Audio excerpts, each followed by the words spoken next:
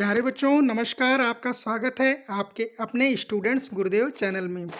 बच्चों जैसा कि आप लोग जानते हैं कि नवोदय की परीक्षा निकट आ गई है और नवोदय की परीक्षा की तैयारी कराने के लिए मैं 29 अप्रैल 2023 को जो पेपर नवोदय का आया हुआ है उसका हल प्रश्न पत्र मैं लेके आया हूँ आप लोगों के सामने।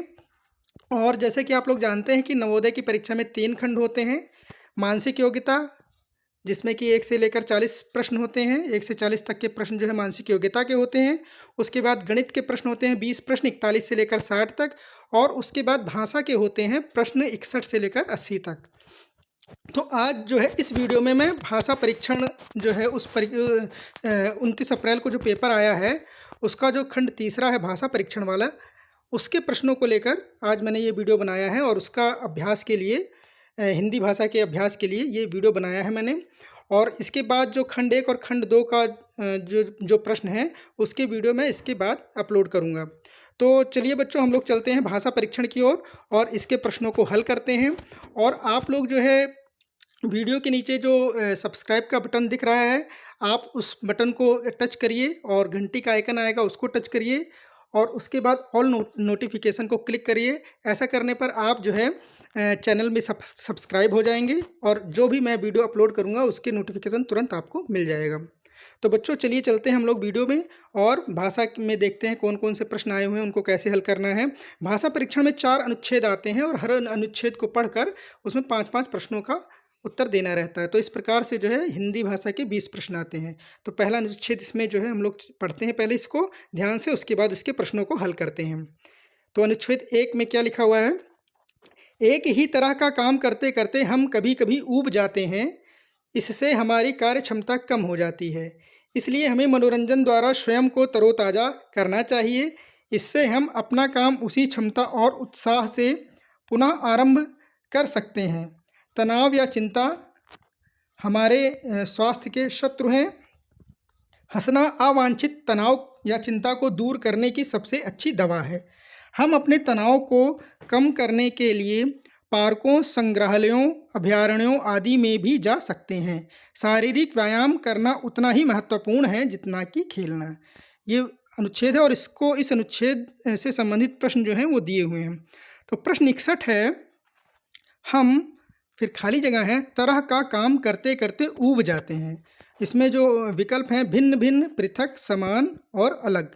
तो इसमें प्रश्न 61 का जो हल है इसमें अगर हम विकल्प सी जो है समान अगर लिख देंगे तो हमारा वाक्य पूरा हो जाएगा। हम समान तरह का कार्य करते करते ऊब जाते हैं। जैसा कि देखिए पैराग्राफ में दिया हुआ है ऊपर की तरफ, एक ही तरह का काम करते करते हम कभी कभी ऊब जाते हैं। तो ये जो जो एक ही तरह का मतलब है, एक ही तरह का मतलब हो गया समान। तो हमारा विकल्प जो है इसमें हमारा विकल्प सी जो है ये सही है। चलते हैं अगले प्रश्न पे। कुछ मनोरंजन करने के बाद हम अपना काम खाली जगह है कर सकते हैं। तो कुछ मनोरंजन करने के बाद अगर हम कुछ मनोरंजन कर लेते हैं उसके बाद हम अपना काम फिर से शुरू कर सकते हैं। तो इसका जो विकल्प है डी पुनः आरंभ कर सकते हैं, ये सही होगा। चलते हैं अगले प्रश्न पे। हंसने से हमें खाली जगह दूर करने में मदद मिलती है। तो पैराग्राफ आप ध्यान से पढ़िए, उसमें लिखा हुआ है कि हंसने से हमें अवांछित तनाव दूर करने में मदद मिलती है। इसमें जो बी ऑप्शन बी है ये हमारा सही है, अवांछित तनाव दूर करने में मदद मिलती है। चलते हैं अगले प्रश्न पे। अगला प्रश्न है प्रश्न 64, पुनः आरंभ का अर्थ खाली जगह है। तो पुनः आरंभ का क्या मतलब होता है? पुनः आरंभ का मतलब होता है फिर से शुरू करना। इसमें जो विकल्प बी है ये हमारा सही है कि फिर से शुरू करना। चलते हैं अगले प्रश्न पे। अगला प्रश्न है 65, क्षमता का विपरार्थक है। विपरार्थक का मतलब इसका विपरीत अर्थ वाला विलोम जो है वो क्या है? ऑप्शन दिया हुआ है धारदार, प्रभावकारिता, अक्षमता, भावपूर्णता। तो इसमें क्षमता का जो विपरार्थक होता है अक्षमता होता है। इसमें ऑप्शन सी जो है हमारा ये सही है। अब चलते हैं अगले अनुच्छेद पे। अनुच्छेद दूसरा है, ये देखिए इसमें क्या लिखा हुआ है। किसी व्यक्ति का आकलन हम केवल उसकी बाहरी दिखावट से नहीं कर सकते। बाहरी रूप रंग प्रायः धोखा देते हैं। एक बार देख लेने पर किसी व्यक्ति के सद्गुण या विशेषताएं जानना कठिन होता है। कभी कभी हम किसी व्यक्ति की ओर उसके बाहरी रूप रंग से आकर्षित हो जाते हैं, किंतु बाद में हम अनुभव करते हैं कि हमने उसे गलत समझा। बाहर से अनेक चीज़ें आकर्षक लगती हैं, परंतु प्रायः चीज़ें वैसी नहीं होती जैसी दिखाई देती हैं। हमें किसी व्यक्ति या चीज़ के वास्तविक स्वभाव को जानना चाहिए। ये अनुच्छेद इसको आप ध्यान से पढ़ लीजिएगा और उसके बाद ये जो प्रश्न दिए हैं इनको हम लोग हल करते हैं। प्रश्न 66 है, बाहरी रूप रंग प्रायः, इसमें ऑप्शन दिया है धोखा देते हैं, सबल होते हैं, स्पष्ट होते हैं, सत्य होते हैं। तो बाहरी रूप रंग प्रायः धोखा देते हैं, तो इसमें ऑप्शन ए जो है ये बिल्कुल सही है। पैराग्राफ आप पढ़ेंगे तो उसमें आपको समझ आ जाएगा। अगला प्रश्न है, प्रश्न 67 है, एक ही नज़र में क्या जानना कठिन है? किसी का नाम, किसी का पता, किसी के सद्गुण, किसी की आकांक्षा। तो इसको हम लोग पैराग्राफ में देखते हैं कि एक ही नज़र में दिया हुआ है कि ये दिया है, एक ही बार देख लेने पर किसी व्यक्ति के सद्गुण या विशेषताएं जानना कठिन होता है। तो इसका जो ऑप्शन है सद्गुण होगा कि एक ही नज़र में क्या जानना कठिन है। तो प्रश्न 67 का जो सही विकल्प है ये है किसी के सद्गुण जानना कठिन होता है। चलते हैं अगले प्रश्न पे। अगला प्रश्न है, अधिकतर हम किसी व्यक्ति के खाली जगह से आकृष्ट हो जाते हैं। भीतरी दर्शन, आकर्षक व्यक्तित्व, बाहरी रूप रंग, मानसिक शक्ति। तो वैसे तो हम लोग जो है किसी व्यक्ति के आकर्षक व्यक्तित्व, जो ऑप्शन बी दिया ये भी सही हो सकता है, किसी व्यक्ति के आकर्षक व्यक्तित्व से आकृष्ट हो जाते हैं, लेकिन क्योंकि पैराग्राफ में जो है आप पढ़ेंगे तो उसमें दिया हुआ है कि किसी व्यक्ति के बाहरी रूप रंग, ये ऑप्शन सी जो है ये सही है, बाहरी रूप रंग से आकृष्ट हो जाते हैं। तो हमारा विकल्प सी जो है ये ज़्यादा सही है, ये पैराग्राफ से मैच कर रहा है। चलते हैं अगले प्रश्न पे। प्रश्न 69 है, आकर्षक का पर्यायवाची नहीं है। सुंदर, दर्शनीय, प्रिय, असुंदर। तो आकर्षक का पर्यायवाची जो असुंदर ये नहीं होता है, ये हमारा सही ऑप्शन है। चलते हैं अगले प्रश्न पे। वास्तविक शब्द है क्रिया विशेषण, क्रिया विशेषण, संज्ञा। तो वास्तविक जो होता है ये किसी चीज़ की विशेषता, वास्तविक शब्द जो है किसी शब्द की विशेषता बताता है, तो इसलिए वास्तविक क्या है, ये विशेषण है। हमारा ऑप्शन सी सही है। चलते हैं अगले अनुच्छेद पर। अनुच्छेद 3 देखिए, पढ़ते हैं हम लोग। लाल बहादुर शास्त्री भारत के द्वितीय प्रधानमंत्री थे। उन्हें भारत के श्रेष्ठ राजनेताओं में गिना जाता है, लेकिन उनके आरंभिक जीवन के बारे में बहुत कम लोग जानते हैं। उन्होंने अपनी पढ़ाई पूर्ण करने के लिए अपने जीवन में अनेक बाधाओं के विरुद्ध संघर्ष किया। अपनी पढ़ाई पूरी करने के बाद उन्होंने कोई नौकरी नहीं की। वे स्वाधीनता आंदोलन से जुड़ना चाहते थे। शीघ्र ही वह एक जननेता बन गए। वह वर्ष 1964 में भारत के प्रधानमंत्री बने। वह बहुत मेहनती व्यक्ति थे और प्रतिदिन कम से कम 18 घंटे काम करते थे। अब देखते हैं इसमें प्रश्न क्या क्या दिए हैं। प्रश्न 71 है, लाल बहादुर शास्त्री भारत के खाली जगह प्रधानमंत्री थे। ऑप्शन है द्वितीय, प्रथम, तृतीय, चतुर्थ। तो पैराग्राफ आप ध्यान से पढ़िए, इसमें दिया हुआ है कि लाल बहादुर शास्त्री भारत के द्वितीय प्रधानमंत्री थे। तो हमारा ऑप्शन ए जो है ये बिल्कुल सही है। चलते हैं अगले प्रश्न पे। उन्होंने अपने जीवन में अनेक बाधाओं खाली जगह संघर्ष किया। तो ऑप्शन दिया हुआ है के लिए, के विरुद्ध, में, को। तो इसमें जो सही विकल्प है वो है के विरुद्ध। उन्होंने अपने जीवन में अनेक बाधाओं के विरुद्ध संघर्ष किया। इसके बाद चलते हैं अगले प्रश्न पे। अगला प्रश्न है प्रश्न 73, वह खाली जगह नेता बन गए। ऑप्शन है एक व्यक्ति के, कुछ व्यक्तियों के, भीड़ के, जन के। तो वह जन नेता बन गए। इसका मतलब ऑप्शन डी हमारा जो है ये बिल्कुल सही है। अगले प्रश्न पे चलते हैं। बन गए क्रिया का खाली जगह काल है। वर्तमान, भूत, भविष्य, अनिश्चित। तो बन गए जो है ये क्रिया का क्या है, बन गए ये भूतकाल है। बन गए क्रिया का भूतकाल है कि वो मतलब जो है एक जन नेता बन गए। तो ये ऑप्शन सी हमारा जो है ये सही है। चलते हैं अगले प्रश्न पे।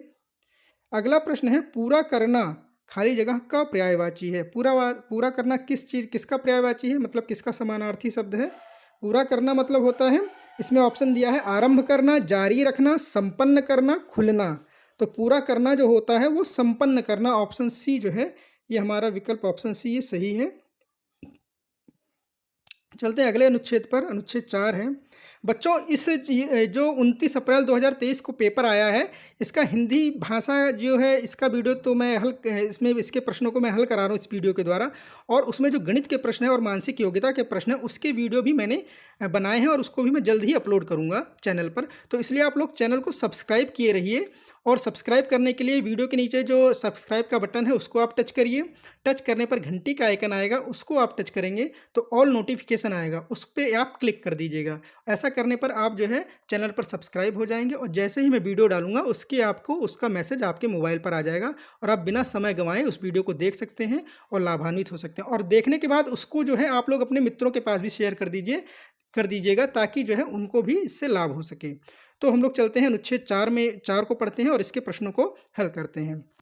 अनुच्छेद 4 है, ज्वालामुखी जलता हुआ पर्वत है जिसमें पृथ्वी में गहराई तक जाने वाला एक बड़ा छिद्र होता है। इसके खुले हुए मुंह को ज्वालामुखी का मुख विवर कहा जाता है। कभी कभी ज्वालामुखी शताब्दियों तक शांत रहकर अचानक सक्रिय हो जाता है। इसे ज्वालामुखी का विस्फोट कहा जाता है और राख, धूल, गैस तथा भाप के बड़े बादल बड़ी आवाज़ सहित ज्वालामुखी के मुख विवर से उठते हैं। कुछ समय के बाद गर्म पिघली हुई चट्टान, जिसे लावा कहा जाता है, पहाड़ से नीचे बहने लगती है। यह अनेक दिनों या सप्ताहों तक जारी रह सकता है। फिर ज्वालामुखी दोबारा सो जाता है या अनेक वर्षों तक सुप्तावस्था में रहता है। बहुत से ज्वालामुखी समुद्र के निकट पाए जाते हैं जो द्वीपों का निर्माण करते हैं। तो ये पैराग्राफ, इसको एक दो बार और पढ़ लेंगे तो पूरा समझ में आ जाएगा। इसके प्रश्नों को हम लोग हल करते हैं। ज्वालामुखी के बारे में क्या सही नहीं है? यह बड़ी जंगली आग सा होता है। यह राख, धूल और लावा फेंकता है। यह अधिकांशतः समुद्र के निकट पाया जाता है। इसमें पृथ्वी से नीचे तक बड़ा गहरा छिद्र होता है। तो ऑप्शंस को आप पढ़िए और पैराग्राफ में आप पैराग्राफ को ध्यान से पढ़ेंगे तो इसमें आपको बी, सी, डी ये सारे विकल्प तो उसमें आपको दिखाई पड़ेंगे पैराग्राफ में, लेकिन यह बड़ी जंगली आग सा होता है, ये विकल्प जो है गलत है। तो इसमें प्रश्न में कहा गया है ज्वालामुखी के बारे में क्या सही नहीं है, तो हमारा जो ऑप्शन ए है ये जो विकल्प है ये सही नहीं है। चलते हैं अगले प्रश्न पे। अगला प्रश्न है, जब किसी ज्वालामुखी का विस्फोट होता है तो उसे खाली जगह कहा जाता है। तो जब किसी ज्वालामुखी का विस्फोट होता है तो इसमें क्या कहा जाता है? ऑप्शन में देखते हैं, सुप्त, सोया हुआ, सक्रिय, मौन।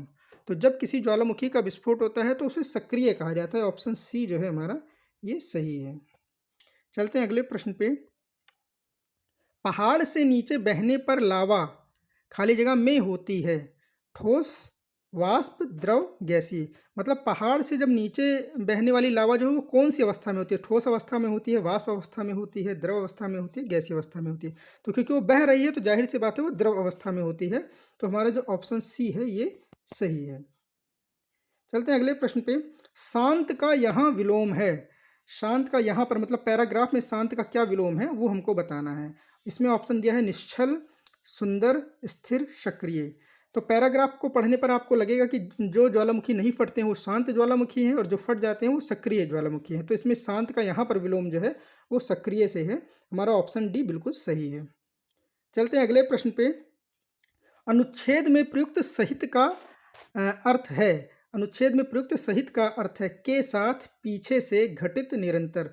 तो आप लोग देखिए कि अनुच्छेद में जो सहित शब्द आया हुआ है इसका क्या मतलब है। ये देखिए यहाँ पे दिया है ना कि बादल बड़ी आवाज़ सहित ज्वालामुखी के मुख विवर से उठते हैं। तो आवाज़ के साथ ज्वालामुखी के मुख विवर से उठते हैं, मतलब बादल जो है बड़ी आवाज़ के साथ। सहित का मतलब के साथ, इसका मतलब जो है के साथ इसमें होगा। तो अनुच्छेद में प्रयुक्त जो है सहित शब्द का के साथ, ऑप्शन ए जो है हमारा ये सही है। तो बच्चों ये जो प्रश्न है ये हिंदी के 20 प्रश्न हैं, अति महत्वपूर्ण है। इसको आप इसको आप वीडियो को एक दो बार और देख लीजिए, समझ लीजिए सही से। इसी प्रकार के प्रश्न आपके 20 जनवरी 2024 की परीक्षा के पेपर में आएंगे। तो बच्चों फिर हम लोग मिलते हैं अगले वीडियो में, और आप लोग चैनल को सब्सक्राइब करे रहिए और वीडियो को देखने के बाद अपने मित्रों के पास भी शेयर करिए। तो बच्चों फिर मिलते हैं नेक्स्ट वीडियो में, और तब तक के लिए नमस्कार। वीडियो देखने के लिए धन्यवाद।